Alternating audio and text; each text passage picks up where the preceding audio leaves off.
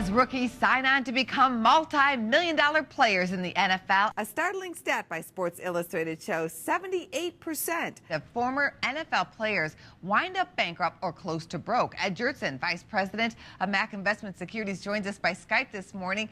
And you have actually been through this with players before. You've talked to some of these rookies.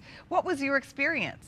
It's a different world. As working with the NFL Players Association and going to a couple of these rookie symposiums, there's a tremendous amount of pressure on these rookies that a lot of people just don't understand. A lot of their friends and family, and not only that, but then they have to realize they have to pay things like taxes.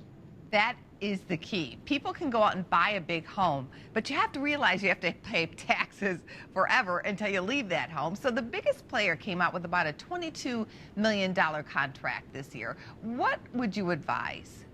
Well, for somebody like that, of course, you're going to attract a lot of friends. So friends you didn't even know you had, because all of a sudden they see ATM on your forehead. And what's important is the word no.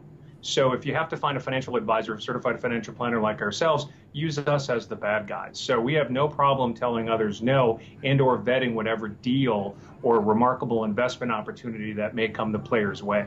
Isn't their pay strategy odd as well? It's not normal. They do not get a paycheck every 2 weeks, correct? Yeah, and that's what people also don't understand. They get 17 paychecks. And so for the remaining 37 weeks, it's a function of how do you stretch that paycheck.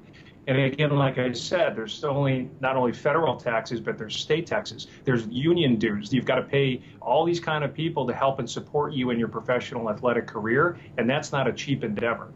Now, this could happen to anybody. Anybody out there could get a bump up in pay suddenly or a big time raise. So how do they avoid the money trap? Is it best to just live at your current level? Yeah, Angie, that's a great question, because whether it's a big bonus or something like that, what we often guide clients on is use some of that money for fun money, as in, okay, now I want to go do something mad and go on a vacation or things like that. But try to put the bulk of that away, because that's going to help you towards your savings goals instead of burning through it, hoping for the next big bonus down the road.